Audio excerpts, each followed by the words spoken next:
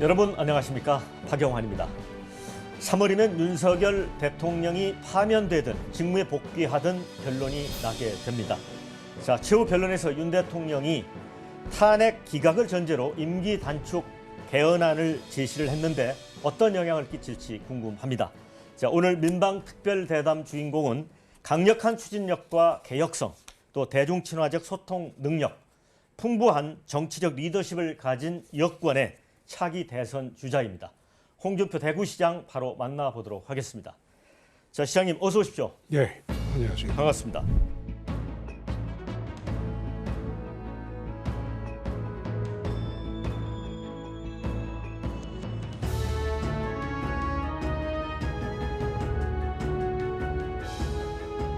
자, 앞서 제가 정치인 홍준표의 강점 3가지를 이제 뽑아서 설명을 해드렸는데 예. 이거 제가 뽑은 게 아닙니다. 예. 아침에 AI에게 물어봤습니다. AI 똑똑하네요. AI가 제대로 짚었습니까? 예. 나는 잘 모르겠는데 똑똑하네요. 그런데 이제 뭐 추진력, 개혁성, 그래서 개혁성은 왜 이게 들어갔을까?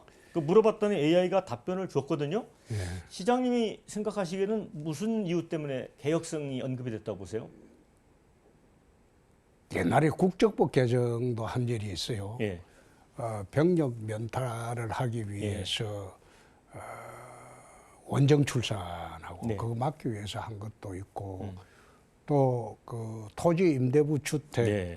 그것도 한 일이 있고 또 주택 소유 제한법 해가지고 1가구 1주택만 하자마 그 한 것도 있고 하니까 진보 진영에서는 그거는 좋아할 만한 그런 의제죠. 그래서 뭐 그런 말이 나오지 않나 그렇게 생각합니다. 네. 이제 비상계엄 이후에 한국 정치가 이제 길을 잃은 것 같습니다. 그래서 시장님이 최근에 정치가 왜 이래 이런 책을 이제 출간을 하셨는데 그 책에 뭐 답이 나와 있습니까? 그 책은 그렇습니다. 제가 그 정치를 시작하고 난 뒤에 페이스북이 생기면서 매일매일 일기 형식으로 글을 씁니다. 네. 그거는 정치를 하다 보면 언제 어디서 어떤 돌발 질문을 받지 않을 수 없는 그런 상황이 오기 때문에 거기에 적답하기 위해서 아침에 일어나면 한 1시간 그 전날 일어났던 대한민국의 모든 일 중에서 중요한 일은 내 입장 정리를 하는 그런 버릇이 생겼습니다. 그렇게 하다 보니까 그걸 페이스북에 기재를 하고 내 의견 제시를 한 게 지금 꽤 오래됐죠. 네. 그래서 책이 그 당시에 페이스북 관련 책이 3권이 이미 나와 있고 이번에 4권째 책을 낸 게 그겁니다. 예. 그 책 내용 중에 지금의 어떤 정치 상황에서 조금 연관 지을 수 있는 것도 있나요? 그거는 이제 3월 중순에 나올 이제 페이스북 네. 그 최근까지 쓴 것을 정리한 책에 네. 그게 기재가 다 되어 있을 겁니다. 네. 예. 자, 이제 많은 언론들이 이제 빠르면 열흘에서 2주 뒤에 이제 헌법재판소가 대통령 탄핵 여부를 선고할 거다 이렇게 이제 예상을 하고 있는데 사실 이제 박근혜 전 대통령도 이제 탄핵을 겪었습니다. 예. 이 탄핵 정국을 겪으면서 어떤 그 소회가 드시던가요? 그때도 나는 헌법재판소 판결이 적절치가 않다. 네. 제 헌법재판소 판결이 재심이 없습니다. 네, 그렇죠. 그리고 단심입니다. 한 번에 끝나죠. 예. 그러다 보니까 잘못 판결하면 그것을 지금 바로잡을 길이 없어요. 그렇죠. 그래서 박근혜 대통령 파면 때에도 내가 왜 헌재 판결이 잘못됐나 그걸 7가지를 제시하면서 예. 비판을 했습니다. 만약 그런 사례를 이번에도 똑같이 한다면 헌법재판소 무용론, 폐지론이 나올 수밖에 없을 겁니다. 그래서 앞으로 개헌할 때 내가 그런 의견까지 제시했어요. 더 이상 그런 우를 범하지 말고 법대로 해주기 바란다. 법대로 만약 안 하고 이번에도 박근혜 대통령 파면 형식으로 할 때 그 엉터리 재판을 한다면 네. 그거는 개헌할 때 헌법재판소를 폐지하고 대법원에 네. 헌법재판부를 두면 됩니다. 미국이 헌법재판소가 없어요. 네. 마찬가지로 만약 그런 식으로 이번에는 재판을 엉터리로 안 했으면 좋겠다. 그런 뜻입니다. 그 27일 발표된 그 MBS 여론조사를 보면 헌법재판소를 신뢰한다가 52%, 불신한다가 44%가 나왔습니다. 그런데 일주일 전 같은 여론조사를 했는데 그때보다는 신뢰한다는 3%가 떨어졌고 불신한다는 건 더 늘어났어요. 이 국민들이 느끼는 것도 좀 비슷한 부분이 있지 않나 싶습니다. 그게 이제 헌법재판소 불공정성 문제 그리고 그 공판 진행하는데 불법성 문제가 계속 부각이 됐거든요. 딱 하나만 예를 들면 헌법재판소에 출석한 정인들이 정언이 오락가락했어요. 그렇죠. 그죠? 예. 오락가락하니까 그럼 헌법재판소에서 그 오락가락하는 그 정언 믿고는 재판하기 어렵습니다. 그러니까 검찰 조서를 참고하겠다. 예. 그 헌법재판관들이 모여서 검찰 조서를 참고하기로 해버렸어요. 근데 문제는 헌법재판소 법에 보면 소송 진행 중인 재판 중인 사건의 형사 기록을 가져오지 못하게 해놨어요. 네. 헌법재판 법정에서 나온 그 정언만 갖고 재판하도록 헌법재판소법 32조가 그게 못을 박아놨어요. 그런데 거기에 어긋나게 헌법재판관들이 모여갖고 검찰 조서를 가져오겠다. 왜 가져오겠다고 했겠어요? 검찰 조서는 A라고 진술해놓고 법정에 와서는 B라고 진술했다고. 네. 그럼 B라고 진술한 법정 진술이 믿을 수밖에 없어요. 네. 우리 그 소송 구조상. 네. 그런데 B라는 진술을 갖고는 인용을 하기 어려웁니까? 그러니까 법에 어긋나게 그 검찰 기록을 가져오겠다. 그런 식으로 결정한 거예요. 그것부터 시작해서 헌법재판소의 불공정성이 몇 가지 더 있어요. 네. 근데 그게 가장 나는 결정적인 잘못이라고 봅니다. 그럼 헌법재판소가 그래 잘못하면 법원 같으면 항소하고 상고하고 이게 절차가 있는데 여기는 단심이에요. 예. 그 저 마음대로 하는 거야. 원민재판은. 바로 잡을 수 없다는 아니 말씀이잖아요. 그 문제가 크죠. 그러면 안 되죠. 그러니까 헌법재판소 폐지론 문제가 바로 나오는 거예요. 이제 그 과정에서 보면 뭐 특수전 사령관의 어떤 발언이라든가 국정원 1차장 홍장원 씨의 메모 관련 그런 것도 논란이 있었는데 그 부분도 그게 시장님께서는 이제 핵심 키맨들이죠. 네. 핵심 탄핵으로 이제 인용을 하기 위한 핵심 키맨들인데. 그러니까 체포하라 이런 얘기를 그렇죠. 들었다 뭐 하니까. 그 여러 가지가 있어요. 예, 예. 핵심 키맨들인데 나는 그게 나 참 홍가 집안에 그런 애가 있는 것도 참 예. 부끄럽습니다. 부끄러운데 예. 난 어떻게 저런 애를 국정원 1차장에 시켰을까? 내 인사도 참 잘못했다. 그런 생각까지도 했는데 그런 식으로 그 재판하는 건 아니죠. 네. 질문을 하니까 추궁하니까 그걸 말이 왔다 갔다 하고 그런 식으로 하는 애를 어떻게 믿고 대통령 탄핵을 받아들이겠습니까? 그 친구가 키맨이죠. 윤석열 대통령 이제 최후 진술을 보셨을 텐데 임기 단축 개헌 언급했습니다. 나름대로 이 국민을 설득할 수 있는 요건을 갖췄다고 보십니까? 내가 뭐 이거 말하기는 그렇던데 네. 한 3주 전쯤 됐을 거예요. 용산하고 가까운 사람이 대구시청을 한번 찾아온 적이 있습니다. 네. 그래서 내가 그분한테 이거 박근혜 때처럼 여론으로 몰아간다. 네. 그러니까 제대로 하려면 일단 탄핵 기각이 되어야 하지 않겠나. 네. 헌법재판소라는 게 지금 4대 4로 딱 갈라져 있어요. 네. 그죠? 4대 4로 갈라져 있는데 이쪽에 우리 쪽에 두 사람이 일로 넘어가 버리면 이거는 인용이 되는 것이다. 그러니까 문제의 본질은 우리 쪽에 네 사람이 명분이 있어야 된다. 명분을 주려면 나는 내가 탄핵 기각되더라도 조기하야하겠다. 그래서 야당의 반발도 무마하고 네. 우리 측의 명예도 찾고 그렇게 하는 게 좋지 않겠나. 그렇게 아마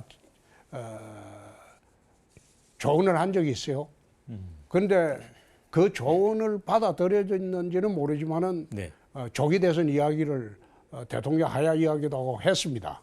했는데 그게 이제 우리 측에 있는 헌법재판관들 4명한테 어떤 영향이 갈지 이제 결론을 봐야 되겠죠. 자, 이제 관심사는 대통령이 이제 탄핵이 기각돼서 업무 복귀를 하느냐 아니면 파면되느냐입니다. 그런데 최근에 이제 두 건의 여론조사가 있었습니다. 24일 발표된 리얼미터 조사는 탄핵 인용이 52, 기각이 45.1. 그 다음에 27일 발표된 MBS 조사는 탄핵 인용 파면이 54, 기각 후 직무 복귀가 38%. 사실 이제 초반에는 70%가 넘었고 그렇죠. 탄핵 반대가 20%였거든요. 네. 많은 변화가 있었습니다. 그 이유가 어디에 있다고 보세요? 그게 이제 처음에 시작할 때는 내란죄 프레임을 씌워버렸잖아요. 네. 엄청난 죄죠. 예. 사형 무기밖에 안 되는 그 프레임을 씌웠을 때 난 내란죄는 안 된다. 내란죄는 그게 법률상으로 불가하다. 우선 내란죄라는 거는 정권 탈취의 목적이 있어야 되는데 대통령이 무슨 정권 탈취의 목적이 있냐. 두 번째, 폭동 행위를 해야 하는데 네. 폭동 행위가 없었다. 우리 법에는 보면 소란죄가 있고 소요죄가 있고 폭동죄가 있습니다. 3단계가 있어요. 네. 소란죄는 경범죄 처벌법으로 처벌해요. 소요죄는 형법에 그 소요죄가 있어요. 5.3 인천 사태라고 옛날에 있었던 거, 그게 소요죄입니다. 그 다음에 소요를 넘었을 때 폭동죄입니다. 살인, 방화, 약탈, 무질서한 상태는. 그게 이제 LA 폭동 같은 거 생각해 보면 될 거예요. 폭동이라는 개념은 계엄을 할 때는 제일 먼저 하는 게 뭡니까? 한밤중에 해가지고 여태 계엄이 그랬잖아요. 한밤중에 해갖고 국회 앞, 방송국 앞, 그리고 주요 관공서 앞에 탱크들이 다 진주합니다. 그리고 군을 위압적으로 해서 사실상 그게 폭동이거든요. 예. 근데 이번에는 전혀 그런 게 없었어요. 군인 100여 명인가 200여 명인가 국회 와서 하는 척 하다가 끝나버렸어요. 그리고 그 해제 요건 행사하니까 즉시 철수했어요. 네. 근데 그걸 폭동이라고 볼 수 없기 때문에 내란죄가 안 된다 이래 이야기했는데 야당에서 가만히 보고 있다가 헌재재판관에 내란죄를 빼버렸어요. 내란죄를 빼버리고 뭔가 잘못됐다는 느낌이 이제 국민들한테 들어가기 시작했죠. 저게 내란으로 몰았지만 내란죄가 안 된단다. 그리고 대통령이 오죽했으면 했겠나.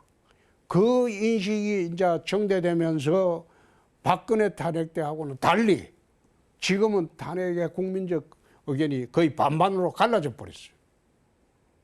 그래서 지난번에 내가 보면 탄핵을 인용해도 혼란이 올 거고 네. 기각을 해도 혼란이 올 거다.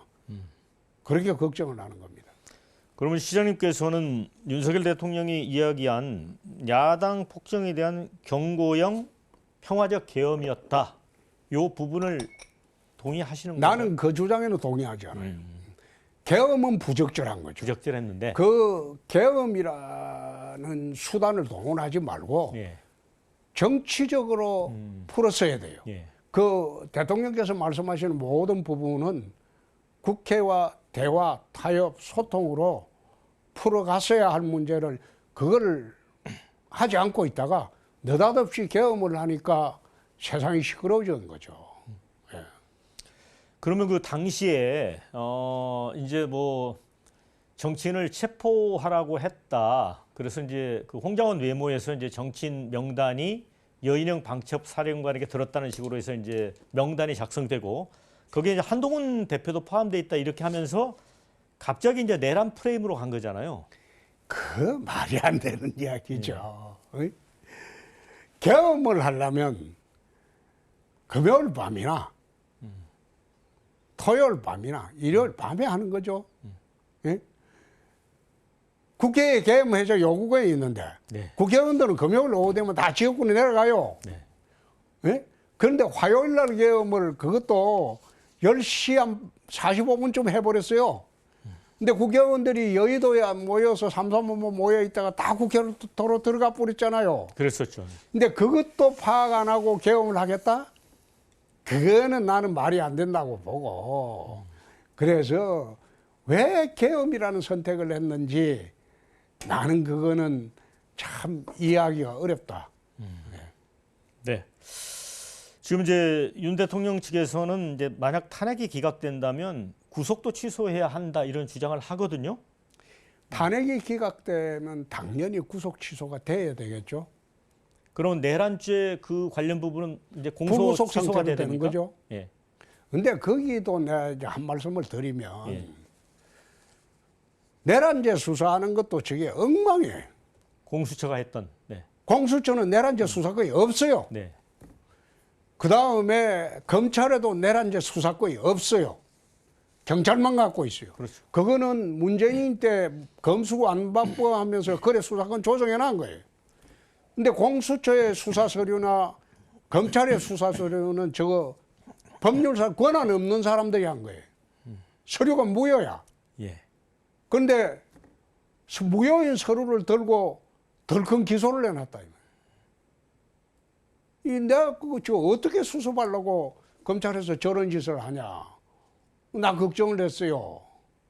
그래서 참 그거 코미디 같은 수사야.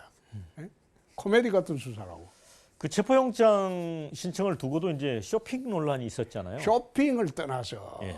체포영장에 이제 발부받을 때 형사소송 110조, 111조를 배제한다고 판사가 써놨어요. 네. 그 111조, 110조는 군사시설 보호구역이나 청와대 같은 데 들어갈 때, 대통령이 들어갈 때 못 들어가게 하는 조항입니다. 네. 근데 그걸 갖다가 배제 조항을 넣지 않으면 영장 집행이 안 돼요. 근데 판사가 어떻게 법률에도 없는 강행 규정을 지가 마음대로 쓰여가지고 영장 발부를 할 수 있습니까? 내가 법조 들어온 지 40년입니다. 법조 생활은 11년밖에 안 했지만은 나는 그런 영장 처음 봤어요. 그렇게 영장은 발부 자체가 무효라 이거야. 무효인 영장이다. 무효인 영장을 들고 체포한다고 생쇼를 하고 그것도 우스운 이야기입니다. 그래서 수사 자체가 잘못되기 때문에 저거는 공소 취소해야 돼요. 공소 취소하고 네. 경찰에서 제대로 된 수사를 해가지고 다시 시작해야 되는 그런 사건입니다. 지금 윤 대통령 측이 구속 취소 청구를 냈잖아요. 네. 그거는 어떻게? 그거는 윤 대통령 측에서 말하는 것은 구속 기간이 하루가 지났답니다. 네. 하루가 지났기 때문에 당연 구속이 취소됐어야 되죠. 네? 검찰에서 왜 그 엉터리 같은 짓을 했냐면 공수처 가져온 서류, 경찰 일부 서류를 보니까 도저히 기소를 못 하겠거든. 그러니까 자기들이 추가 수사하겠다고 법원에 구속기간 연장 신청을 했습니다. 예. 근데 법원에서 연장 신청 들어오는데 가만히 보니까 검찰은 수사권이 없거든요. 그러니까 너희는 수사권이 없는데 무슨 그 수사를 하려고 하냐. 이거 연장 신청을 거절해 버렸어요. 기각해 버렸어요. 예. 그러니까 놀래가지고 다시 재연장 신청을 또 했어요. 그것도 기각돼 버렸어요. 그래 하니까 이거는 석방도 할 수 없고 원래 석방을 해야 됩니다. 네. 그게 하루 지나서 엄격결에 기소를 해본 거지. 자기들은 하도 수사도 하지도 않고. 그러니까 내란죄 같은 사형 무기 이런 중죄를 수사도 하지 않고 기소한 검찰이나 또 하루가 구속영장 기간이 지났다는데 그 지난 영장을 갖다 석방 결정 안 하고 기소한 검찰이나 그거 한심한 검찰이죠. 그 말거래 해서는 안 되죠. 네. 자, 국민의힘 이제 내부 상황 좀 살펴보겠습니다. 이런 말 들어보셨습니까? 쌍권 위에 쌍전이 있다. 그렇죠. 쌍권은 이제 국민의힘 권영세, 원내대표 또 권영세 비대위원장을 이야기하고요. 쌍전은 전광훈 목사 전환길 강사를 이야기하는 것 같습니다. 그러니까 나는 그게 어이없다고 봅니다. 네. 왜 어이없다고 보는가 하면 여태 보수 우파 진영에서는 밖에서 우리 정부나 여당을 도와주는 그런 세력들이 집단적으로 모이지 않았어요. 네. 그런데 이번에는 탄핵 반대를 걸고 전국적으로 지금 아마 찬성 집회보다도 10배 이상 많이 모입니다. 네. 사람들이. 예. 구름같이 모여요. 네. 민주당 한번 보세요. 민주당 뒤에 누가 있습니까? 민주노총하고 정교조가 있어요. 그 사람들이 주동해서 여태 광화문에 횃불 들고 촛불 들고 그렇게 해왔지 않습니까? 왜? 그럼 민주당은 민주노총하고 그 정교조하고 잘라내야지. 그 잘라냅니까? 자기들 세력인데 우리는 앉아서 정광훈 목사나 전환길이 난 그 사람 참 고맙다고 봐요. 네. 예?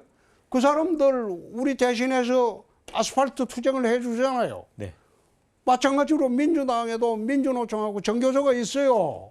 근데 거기에 무슨 그 사람들을 거구 세력으로 몰아가고 하는데 네. 난 그것도 어이없다고 보는 게 거구 세력이라는 거는 전체주의적인 사고를 가진 사람들입니다. 그리고 폭력을 아니 동반해야 되는 히틀러나 네. 무솔리니처럼 예. 그 사람이 히틀러나 무솔리니처럼 전체주의적인 생각 갖고 있어요. 쉽게 말하면 그 사람들은 우파 중에 강성 우파입니다. 예? 그래서 그런 거 두고 시비한다는 거는 난 참 웃기는 이야기다. 민주당 위에 누가 있습니까? 그럼 우리가 민주당 위에 민주노총과 정교조가 있다. 너희들 손 떼라. 예. 그래 이야기하면 그게 믿게 들어갑니까? 똑같은 거 아니에요. 자, 그래서 지난번 이제 박근혜 대통령 탄핵 당시에는 정말 이제 우파가 거의 괴멸되다시피 했잖아요. 그렇죠. 지금은 완전히 상황이 다른데 어떤 이유 때문이라고 생각하세요? 그거는 박근혜 탄핵의 학습 효과일 겁니다. 학습 효과. 그렇습니다. 예. 그때 진짜 창피하고 부끄러워서 숨어버렸던 사람들이 네. 시간이 지나가면 갈수록 이게 아니다는 생각이 들거든요. 네. 탄핵까지는 너무 심했다. 네. 그래서 들고 이러는 거죠. 자, 그러니까 뭐 일각에서는 이제 국민의힘이 뭔가 아스팔트 우파의 강성 지지층의 눈치를 본다. 이렇게 부담을 느낄 필요가 전혀 없다 이런 말씀이신 거죠. 눈치 좀 보면 예. 어때요? 민주당은 민노총하고 정교조 눈치 안 봅니까? 똑같잖아요. 예. 자, 이런 와중에 이제 민주당 이재명 대표가 원래 민주당은 중도 보수였다 이제 이런 주장을 하고 있습니다. 그래서 이제 상속세 관련이라든가 이런 그 우클릭 행보를 하고 있습니다. 이런 부분은 어떻게 보고 계세요? 이재명 대표는 숨 쉬는 거 빼놓고는 다 거짓말이야. 그게 말이 안 되는 게 예. 그럼 자기가 주장했던 기본소득, 네. 예? 기본사회, 예.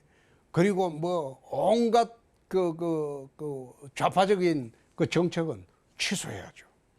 그래 해놓고 지금 상법 개정안내고 하는 거 그 좌파적인 행각 아닙니까? 네. 그게 거짓말하는 거지. 그걸 거짓말에 쏘으면 바보죠.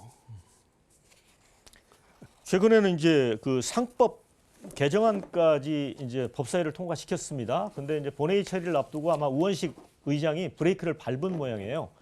근데 이게 이제 이재명 대표가 개미 투자자들을 많이 의식하는 것 같거든요. 근데 굉장히 영리한 거 아닙니까? 타겟을 영리한 정해서. 게 아니고 사악한 거지. 정치는 사악해야만 안 돼요. 당당하게 해야지. 안 될 때 안 되더라도 네. 당당하게 해야지. 그 사악하게 그 정치하면 안 돼요. 사악하다. 그렇죠. 원래 이제 마키아벨리에 따르면 어떤 통치자가 될 사람들은 그런 자질을 갖춰야 되는 거 아닌가요? 부분적으로 다. 그건 옛날 이야기죠. 옛날 얘기예요. 중국에 보면 마키아벨리 같은 이야기가 후흑학이라는 게 예. 있어요. 예, 그렇죠. 제왕이 되려면 얼굴이 두꺼워야 되는 거예요. 얼굴은 두껍고 속은 시커매야 된다.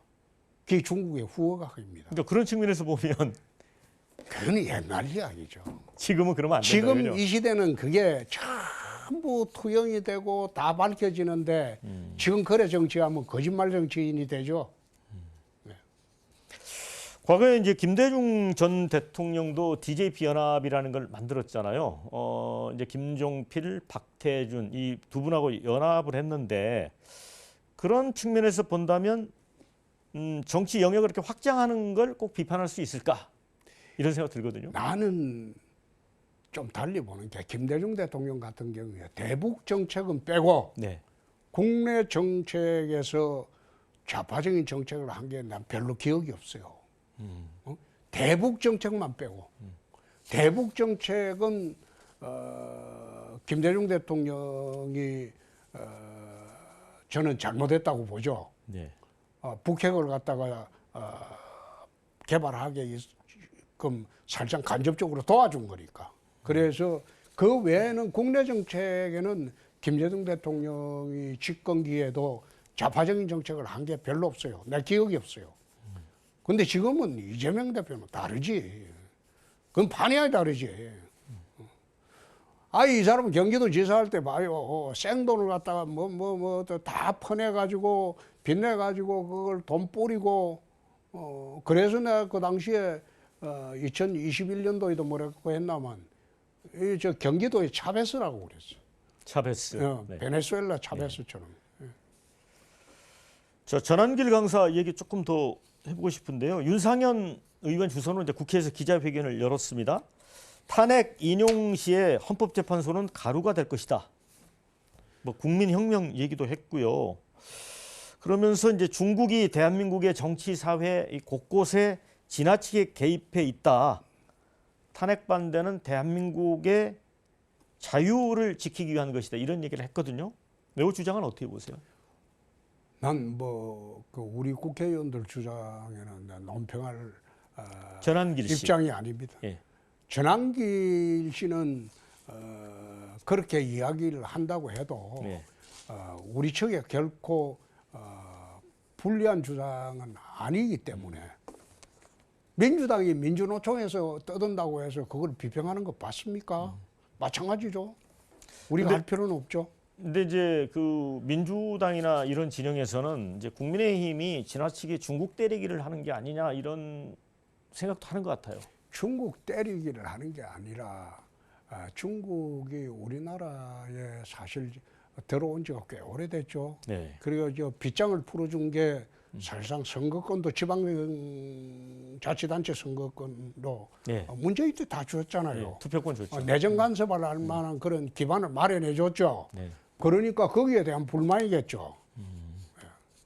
자, 이제 시장님께서는 이제 만약 탄핵이 인용돼서 조기 대선이 열리면 시장직을 사퇴하겠다고 밝혔습니다. 그러니까 이제 대권에 출마하시겠다는 거죠. 그런 상황이 오면. 아니 가장 좋은 거는 탄핵 기각돼 가지고 네. 윤 대통령이 좀 수습을 해줬으면 좋겠다. 네. 그러나 박근혜 우리가 탄핵 때 아무런 준비 없이 정권을 그저 넘겨줬어요. 예. 그런 상황은 막아야 되지 않겠느냐. 그래서 탄핵 대선이 생길 때는 언제라도 자기 대선에 나갈 만한 사람들은 준비를 해야 된다. 그 뜻입니다. 준비를 하고 있어야죠. 네. 예.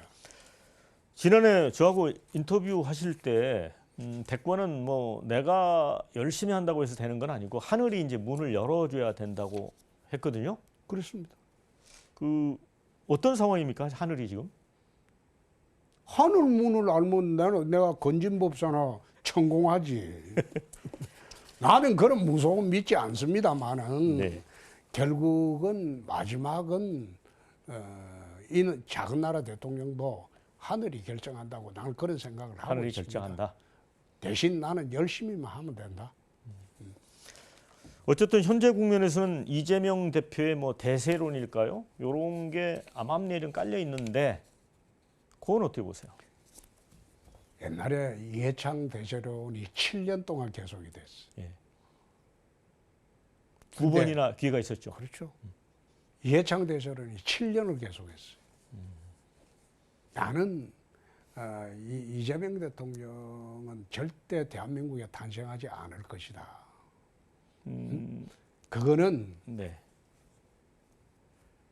대통령 되기에는 너무나 많은 악업을 저질렀다. 그래서 대한민국 국민들은 저런 사람은 대통령으로 선택하지 못한다. 문제는 왜 지금 앉아서 30몇 프로 나오냐. 이해창 총리도요. 7년 동안 35%에서 40% 늘 가지고 있었어요. 예. 늘 가지고 있었어요. 그거는 의미 없어요. 의미 없다. 그래서 그걸 굳이 대통령직하고 연결 지어줄 필요는 없다. 난 대한민국 국민들이 그런 선택은 하지 않을 것으로 봅니다. 이제 이재명 대표에게는 이제 사법 리스크가 있지 않습니까? 지금 선거법 1심에서 징역형 실형 받았고, 근데 2심 항소심 선고는 3월 26일에 나옵니다. 근데 여기에서 이제 100만 원 이상이 나오게 되면 이제 대법원에 가서 3심이 확정되면 대통령 선거에 출마할 수 없게 되잖아요. 근데 이재명 대표는 이거 걱정 하나도 안 된다라고 얘기하고 있거든요. 그럼 걱정된다고 이야기하겠습니까? 이러면 어떤 문제가 생길 수 있나요? 헌법 84조 이 얘기도 많이 나오는데. 헌법 84조 이야기는 예. 사람들이 그 논의하는 게 우스운 게 불소추 특권입니다. 예. 소추를 내란 외환재배는 소추를 당하지 않는다. 그러면 재판은 계속 진행된다. 재판 중지 특권 아니에요. 대통령이 만에 되더라도 내 될 리 없지만은 예. 대법원은 서류 재판입니다. 대법원에서 항소심 확정해 보면 대통령 선거 또 합니다. 그리고 대장동 사건이나 법원에서 소환장하면 대통령 신문으로 법정 가야 돼요. 지금 그러면 뭐 벌이고 있는 재판 다 받아야 된다는 말씀이죠? 그렇죠. 그게 지난번에 트럼프 예를 자꾸 국민들이 생각하는데 트럼프 건이 영미법이에요. 예. 네? 대통령에 대한 그 재판을 갖다가 대법원에서 중지시킵니다. 예. 없애기도 할 수 있어요. 그런데 우리나라는 대륙법계예요. 그건 재판 중지도 되지 않고 재판은 그대로 해요. 그런데 그걸 두고 불소추 특권을 두고 대통령이 되면 뭐 재판이 중지된다. 그 이야기하는 학자들도 보면 저 사람 저 로스쿨도 나왔나? 난 그런 생각을 해요. 자, 국민의힘 이제 내부에서 이제 거론되는 주자는 한 6, 7분 정도 됩니다. 뭐 이제 홍준표 시장님도 계시고 김문수 장관, 오세훈 시장, 유승민, 한동훈 뭐 이렇게 많은데 이제 최근에 어떤 흐름에서 보면 시장님이 이제 상당히 앞서 있었는데 그 앞을 김문수 장관이 치고 나간 부분이 있거든요. 요거는 나중에 변화가 있을 거라고 보세요? 나는 거기에 대해서 선거를 할 때는 다른 후보자들 의식을 안 합니다. 내가 잘해야죠. 내가 잘해서 이겨야지 남을 의식해가지고 선거를 어떻게 합니까? 내가 어떻게 당원과 국민들의 선택을 받을 생각을 해야지. 근데 문제는 이게 아마 토론 과정에서 걸러질 거로. 걸러진다. 예. 네. 아무래도 이제 한동훈 대표가 이제 책을 냈잖아요. 국민이 먼저다 이렇게 책을 내고 이제 다시 정치권에 들어왔는데 결국은 국민의힘 내부에 이제 경선에 참여하겠다는 거 아닙니까? 만약에 탄핵 인용이 된다면 요거는 어떻게 보세요? 그 적절하게 나왔다고 봅니까? 그 책 제목을 그 언론에서 봤는데 제목이 잘못됐지 않았나 그 생각을 했어요. 그럼 어떤 제목을? 국민이 먼저다 그리고 내가 먼저다. 예. 네? 그 친구 그 하는 행각 보면 내가 먼저다죠. 예. 그리고 예. 나는 털것만지도 그 친구 의식을 안 합니다. 안 하는 게 그건 윤석열 대통령이 만든 인형에 불과해요. 인형? 인형에 불과해요. 그래서 나는 그 친구 털것만지도 의식 안 합니다. 안 하고 무엇보다도 이 상황을 만든 양대 책임자가 윤 대통령하고 한동훈 두 사람입니다. 여당 대표라면 네. 어떤 경우라도 대통령과 협의를 하고 협력을 해야 돼요. 네. 사사건 건 대통령하고 어긋장이나 놓고 반대나 하고 그래 하니까 대통령이 오직 견딜 수 있었겠습니까? 또 박근혜 때 한번 보십시오. 탄핵이 왜 됐습니까? 당이 대통령을 뒷받침하지 않으니까 네. 탄핵으로 간 거 아닙니까? 이번에도 똑같죠? 그런 지금 짓을 해놓고 다시 들어온다? 다시 들어오면 숨 쉴 공간도 없을 겁니다. 지금 그 친구는 세상 모르고 정치 모르고 날뛰는 거예요. 옛날처럼 네. 윤 대통령이 만들어준 그 자리들이 자기가 만든 자리 아니에요. 근데 그걸 지금 착각하고 있는 거예요. 그러니까 시장님 말씀은 한동훈 대표가 만약에 윤석열 대통령이 이 탄핵이 인용이 된다면 거기에 동반 책임이 있다는 말씀이신 거죠? 가장 책임이 크죠. 오히려 책임이 크다. 그게 윤 대통령 다음으로 책임이 크죠. 나라를 이렇게 혼란하게 만든 책임이 윤 대통령 다음으로 한동훈이가 제일 크죠. 뭐 일각에서는 만약에 대통령의 탄핵이 인용이 되면 탄핵의 강을 건너야 되기 때문에 탄핵에 찬성했던 분보다는 반대했던 분보다는 찬성했던 분 쪽으로 여론이 좀 움직일 수도 있다. 거꾸로 올 겁니다. 거꾸로입니까? 네. 탄핵에 찬성했던 사람들, 지금 박근혜 탄핵에 찬성했던 사람들 네. 한번 보세요. 사실상 정치적으로 다 퇴출됐어요. 한국 사회에서 배신자 프레임을 한번 덮어 쓰기 시작하면 벗어날 수가 없습니다. 네. 이번에도 더 심하겠죠? 한번 해보고 또 거지 됐다. 그건 말이 안 되죠. 지금 뭐 한동훈 대표 측에서는 이제 탄핵 그 찬성 세력 유승민 뭐 이런 분들하고 이제 연합하는 방안도 거론이 되는 모양이던데. 배신자 연대지. 배신자였는데 오히려 아이 그 좋죠. 그래 하면 우리가 정리하기가 훨씬 편하죠. 네. 자, 명태균 특검법이 야당 주도로 법사위 통과를 했는데 여기에 이제 그 시장님도 아니면 오세훈 시장도 뭔가 야권은 뭐가 있다 이렇게 보는 것 같거든요. 내가 없다고 어제 MBC 나가서 이야기를 갖다가 거의 10분 이상 했는데 네. 특검 한번 해보세요. 나는 그런 사기꾼하고 작당해서 뭘 해본 일이 없습니다. 그래 하지 않습니다. 그러니까 한번 해보라고. 특검을 하건 검찰청을 총동원해서 수사를 하건 한번 해보라고.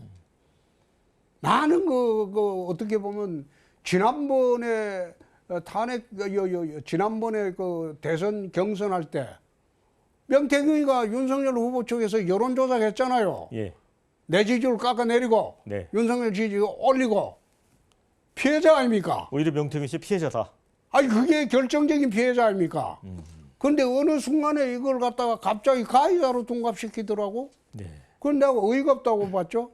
그래서 명태균 이 친구가 얘가 뭐 말하는 거 내가 일일이 대응 안 해요. 대신 말하는 것 중에 거짓말이면 바로바로 고소합니다. 9번째 고소했어요. 그렇게 살아나려고 지금 이를 악물고 민주당에 붙어 있죠. 민주당에 붙어서 지금 아마 창원 삼성병원에서 병원 진단서 떼가지고 병보소 가려고 그러죠. 민주당에서는 빼내주기로 했는 모양이지. 그 빼내가지고 이제 옛날에 그 이해창 때 그 김대우비처럼 언론 상대로 막 떠들게 하려고 그렇게 작업하고 있죠. 근데 아무리 떠들어 반들 그 나하고는 상관없어요. 그 조선일보를 거론한 그 이 김건희 여사 녹취가 이제 공개가 됐는데 뭐 이렇게 얘기를 합니다. 나는 조선일보 폐간에 목숨 걸었어. 그래서 이걸 놓고 이 녹음 파일의 존재 때문에 윤 대통령이 계엄을 선포했다는 설이 나오고 등등 뭐 이런저런 얘기가 나옵니다. 시장님은 어떻게 보세요?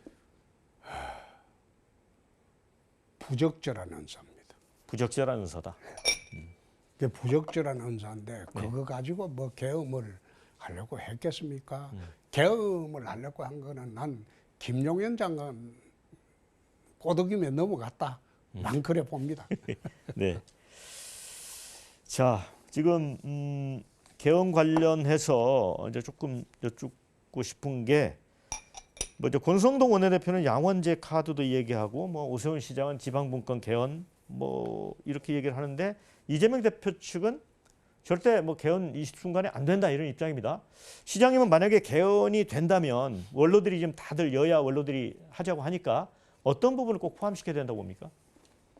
개헌 문제는 우리 사회에 지금 그 87 체제를 청산하고 87 체제는 사실 민주화되고 청와적 정권 교체를 했기 때문에 해봤기 때문에 이거 예. 완성이 됐거든요. 예. 그러면 새로운 미래 100년을 보는 그런 헌법을 만들어야 되겠죠. 나는 그걸 제7공화국 헌법이라고 봅니다. 네. 근데 헌법을 지금 만드는데 과연 지금 그게 가능할까요? 그거 안 될 겁니다. 현실적으로 어렵다. 네, 그런 말씀이죠. 그거는 다음에 대통령이 언제 선출될지 모르지만 다음에 선출되는 대통령이 그 대통령 재임 중에 제7공화국 헌법을 만들어야 될 겁니다. 그게 여야가 계엄 특별반을 만들고 제대로 수기를 해서 만들려면 적어도 1년 이상 걸립니다. 그런데 김동연 경기도지사 같은 경우는 지도자는 헌신과 희생을 해야 된다 이렇게 주장을 하면서 차기 대통령의 본인이 만약에 이제 후보로 나선다면 그 3년만 하겠다 대통령을 그러고 이제 국회의원 선거하고 이제 대통령 선거를 맞추겠다 이런 계획을 하겠다라고 주장하거든요. 현재로 봐서는 될 가능성이 없으니까 그 네. 주장에는 답변 안 하겠습니다. 네. 3년만 하겠다는 대통령을 뭐 예. 하려고 합니까?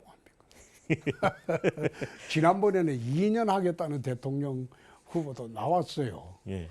근데 2년 대통령 하는 사람을 대한민국 국민들이 그 돈 많이 들어가고 수천억 들어가고 예. 뽑겠습니까? 대통령이 돼서 제대로 하겠다 그래야죠.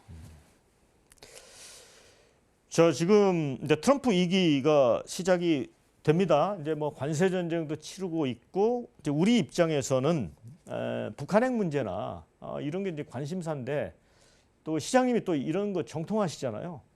우리가 어떻게 외교 전략을 가져가야 될까요? 우선 전제로 트럼프 대통령이 되고 난 뒤에 국민들이나 정치권에서 굉장히 걱정이 많은 줄로 예. 알고 있습니다. 특히 사업을 하시는 분들도 걱정을 하고 있는데 사실상 저는 그걸 거꾸로 봅니다. 트럼프 대통령 시절이 오히려 우리가 접근하기가 더 편할 것이다. 오히려 예. 이번에 취임식 때도 가셨잖아요. 갔는데 나는 그 가서 이제 사실 그 비선 실세들하고 좀 네. 봤습니다. 봤는데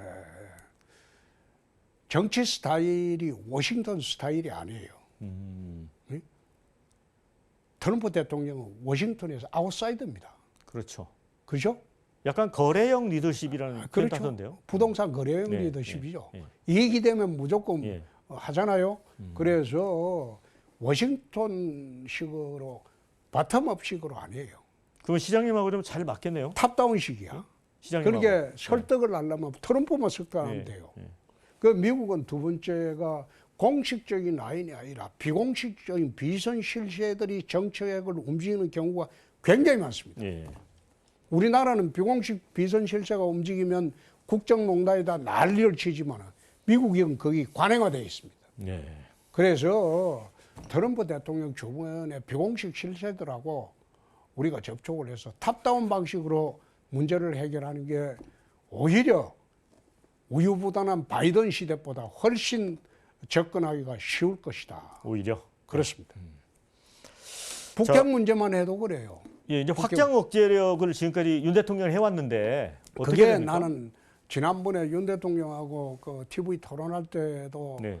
나는 그건 안 될 것이다. 예. 해본들 미국이 로스앤젤레스나 워싱턴이 불바다 될 것을 각오하고 대한민국 서울을 지켜줄 수 있겠냐? 그럴 리 없다. 그건 불가능하다. 예. 확장 억제가 문제가 아니고 문제는 핵 균형이다. 남북의 핵 균형을 이루어야 된다. 중국이 핵 개발하고 인도가 핵 개발했어요. 그다음에 인도가 핵 개발하니까 파키스탄이 개발했어요. 그렇게 하니까 인도, 파키스탄, 중국의 국경 분쟁이 있었습니까? 예. 국경 분쟁을 할 수가 없어요. 예. 전쟁을 하면 다 죽으니까.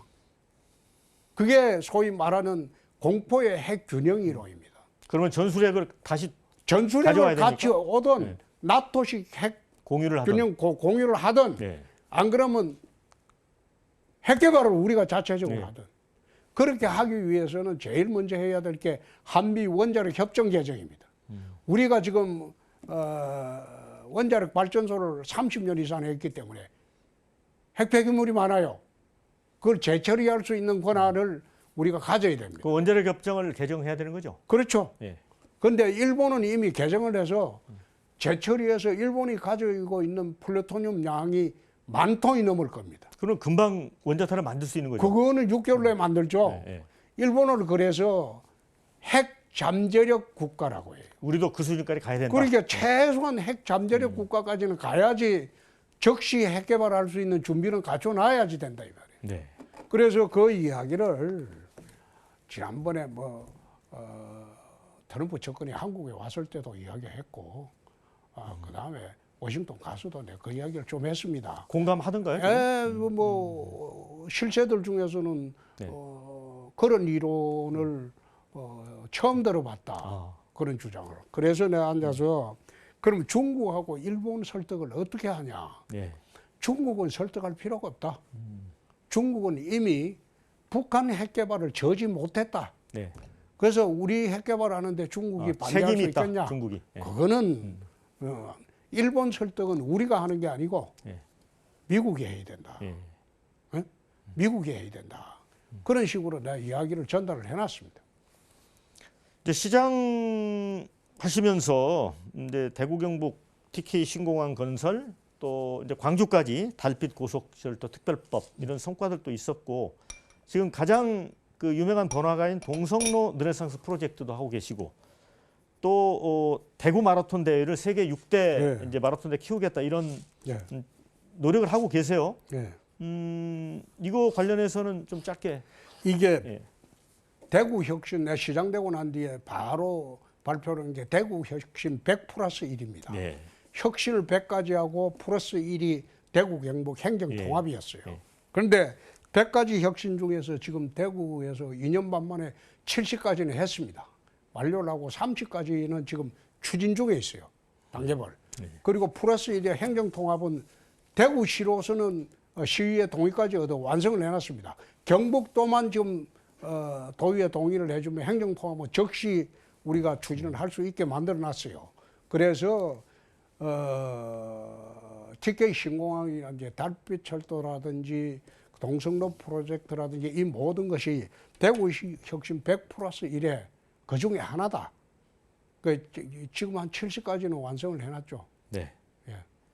그러니까 뭐 이제 혹시 이제 탄핵 인용되면 뭐 대선에 나가셔도 걱정 없다 이런 말씀 같습니다. 그거는 3월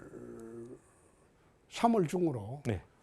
내년 그 5월 말이나 6월까지 내년에 선거 있을 때까지 모든 대구시 중요 정책은 결정을 다 합니다. 그럼 나머지는 공무원들이 실무적으로 하는 일만 남아 있어요. 지금 이제 뭐 여야를 통틀어서 거론되는 뭐 차기 대선 주자 가운데 정치적 경륜이나 경험면에서는 시장님을 능가할 사람이 아무도 없습니다. 자, 차기 대선의 시대 정신이 있다면 어떤 게 될 것 같습니까? 차기 대선이 있다면 시대 정신. 좌우 통합이죠. 좌우 통합, 국민 통합. 국민 통합인데 사실 그 노무현 대통령 이래로 20년 동안 좌우 갈등이 극심해서 지금 마지막으로 달리던 폭주기관차가 서로 부딪힌 게 나는 비상계엄이라고 봅니다. 네.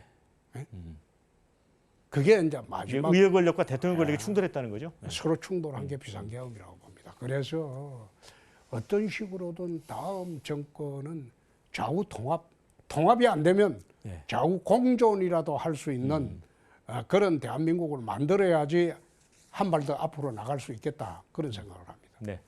혹시 뭐 못다한 말씀 있으면 짧게 한 30초만 하실까요? 나라가 지금 상당히 어렵습니다. 혼란스럽지만은 우리가 그 해방 이후에 혼란을 겪은 게 한두 번이 아니거든요.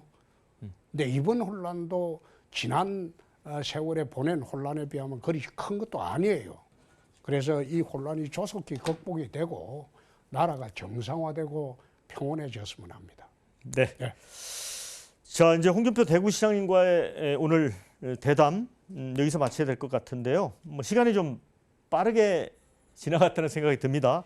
이 소탈하고 이제 거침없는 입담, 또 여기에 뭐 통찰력까지 느낄 수 있었습니다. 자, 긴 시간 시청해주신 여러분께 감사의 말씀 드리고요. 다음 시간에 저는 찾아뵙도록 하겠습니다. 자, 시장님 수고하셨습니다. 감사합니다. 고맙습니다.